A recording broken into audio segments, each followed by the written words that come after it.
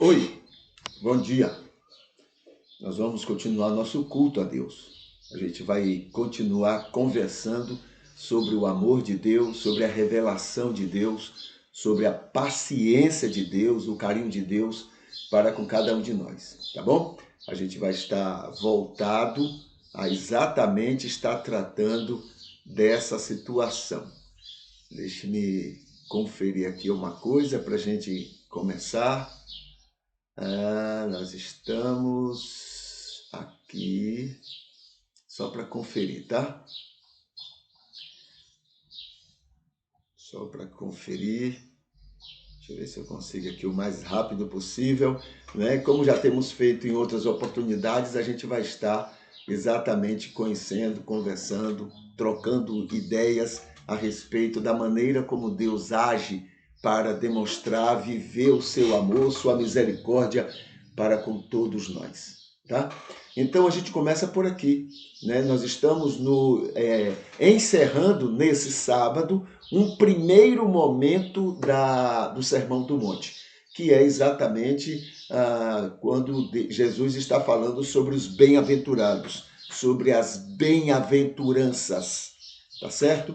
Então nós temos aqui o versículo 12, e depois de falar tudo aquilo que ele já disse até o versículo 11, agora chega o versículo 12 e ele diz assim: jubilai, alegrai-vos, porque grande é a vossa recompensa nos céus, pois assim perseguiram os profetas que foram antes de vós. Então é um incentivo, ele diz assim: olha, vocês são bem-aventurados não somente por tudo isso que eu já falei, mas são bem-aventurados porque vocês desfrutam dessa alegria de estarem envolvidos nessa situação, que aconteceu também com outros filhos de Deus, outros profetas, outros homens e mulheres usados por Deus, né, para a glória dele no mundo, tá? Então, basicamente é isso. Então vamos ver aqui. Aí ele fala aqui: jubilai e alegrai-vos.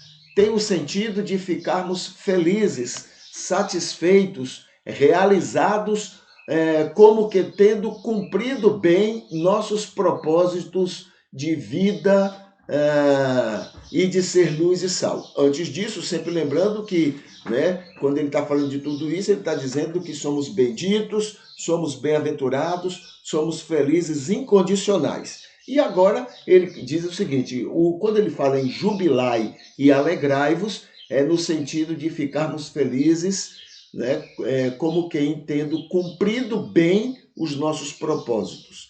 Então, sendo bem-aventurados, vocês vão ser ótimas testemunhas. Então, vão cumprir o papel de vocês neste mundo. Então, esse é um grande primeiro motivo para sermos felizes. Lembrando que isso não é fruto de um esforço pessoal, não. Entendeu? Não adianta você orar 200 horas, ter 500 jejuns, ler a Bíblia 2 ou 3 ou 4 vezes. Não, nada disso. Isso é resultado natural de uma nova criatura. Entendeu? Então, ele não diz assim: sejam bem-aventurados, não, ele diz: bem-aventurados são vocês. Aí, lá no final, depois desse texto, ele vai dizer: vocês são a luz do mundo. Não é que vocês devem se esforçar, não. Isso é natural em vocês. A mesma coisa é isso aí, bem-aventuranças. Né? Não é resultado de um esforço, não, eu vou me esforçar para poder eu ser bem-aventurado, nada disso. Isso é espontâneo, é natural em toda pessoa que nasce de novo, que passa pelo novo nascimento. Tá certo? Terceiro item: jubilai e alegrai-vos também tem o sentido de estarmos felizes por estarmos afinados aos propósitos do Senhor. Estamos felizes porque somos bem-aventurados, mas também estamos felizes porque a gente está ajustado, não é, ao projeto, ao plano dele. Mas não somos falhos, somos demais. Mas dentro do projeto dele está previsto essas falhas. Somos crianças, somos meninos na fé, né? Então, quando você trabalha com criança, você não trabalha certinho com adulto. Imagine com criança, que 1000 coisas podem acontecer.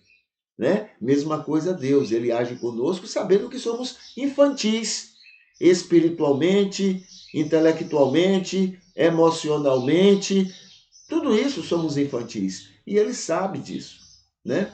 Então, jubilai-vos porque vocês estão afinados com os propósitos do Senhor. E com isto, estamos agradáveis a Ele, com a ajuda direta e indireta dele, através do Espírito e da graça do Senhor. Tá bom?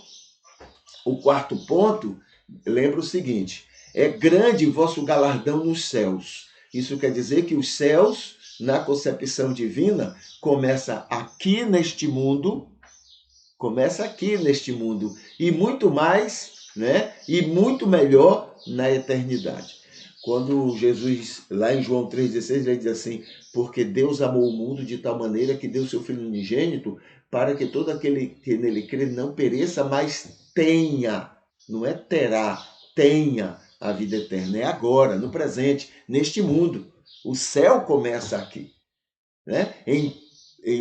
Diante de tantas dificuldades, aqui é o céu, porque o céu, né, a felicidade, a realização das pessoas não estão nas circunstâncias, está na maneira aqui dentro, algo de especial que lhe leva a viver corretamente as circunstâncias, por pior que seja. Uma pessoa nessa situação, ela vai morar no inferno e lá vai ser um céu para ela, lá ela vai ser feliz, porque o céu não é o lugar, o céu não são as circunstâncias, o céu é a maneira como você está para viver qualquer que seja a circunstância.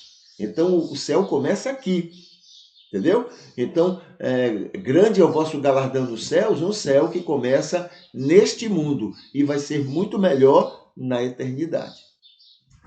No quinto ponto, fala sobre galardão. Aí ele diz assim: galardão tem o sentido de recompensa mesmo.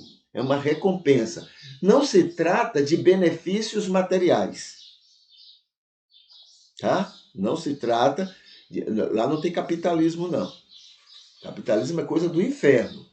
Lá não vai ter capitalismo. Entendeu? Então, não é nada material. É claro, mas espiritual. É como Deus tendo amor por todos da mesma forma e tamanho, porém uns serem mais íntimos que outros por iniciativa individual, por terem sido mais úteis ao reino e com isto terem estado mais próximos do Senhor para atuarem melhor no que lhes foi dado a ser e fazer.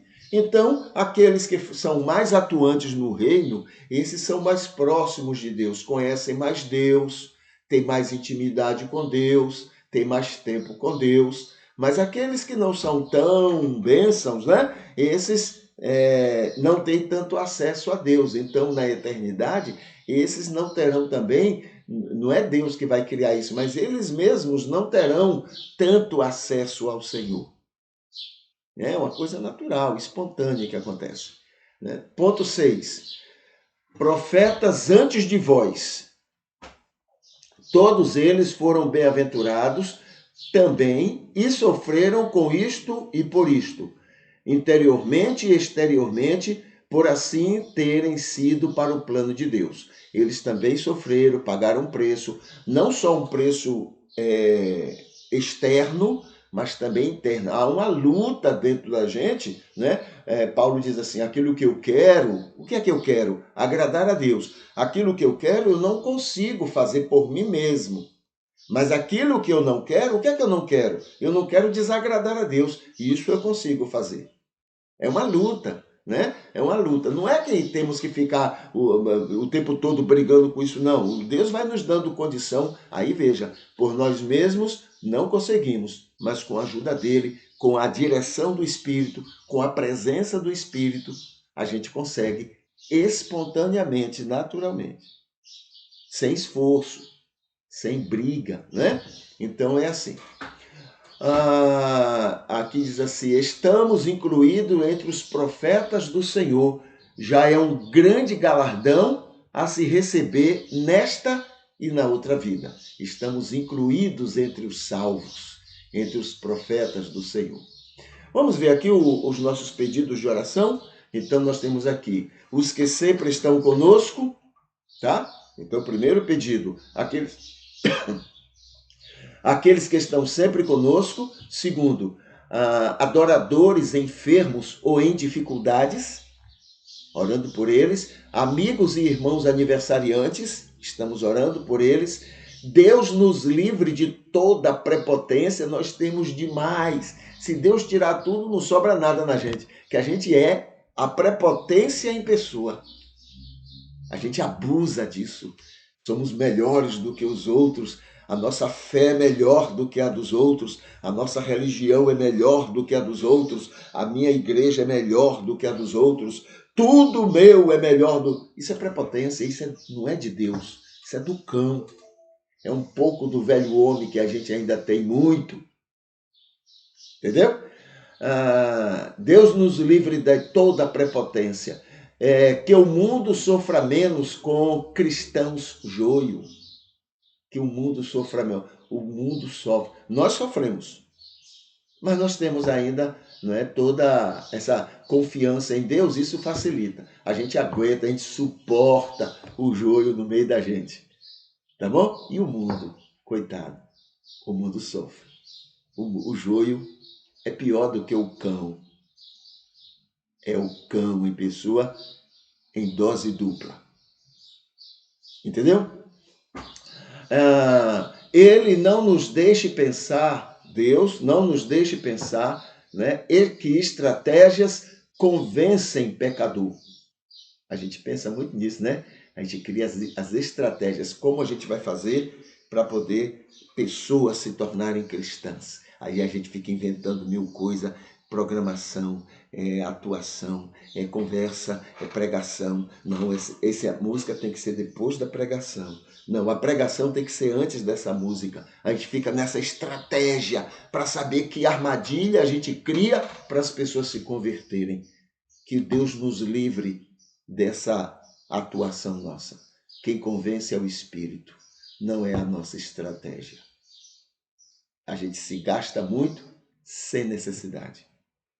O que a gente deveria estar se gastando, a gente não gasta. Mas estratégia para poder encher os bancos da igreja, isso a gente é uma maravilha. Né? Que ele também não nos deixe pensar que só nosso culto é agradável a ele. A gente pensa muito nisso. Só o nosso culto é bom, os outros não são. Só o culto da nossa religião é boa. O culto de outras religiões é como se a gente fosse Deus, ou a gente fosse o gosto de Deus. Deus só gosta do que eu gosto. Isso é prepotência, isso é doença, isso é anticristianismo. Entendeu? 7. Minha lista de anjos, né, com iniciais V, W, X, Y, Z. São pessoas que eu tenho na minha lista de oração que eu oro, né, pessoas que têm iniciais, né, com essas letras, tá bom? Então, esses são os nossos pedidos de oração hoje.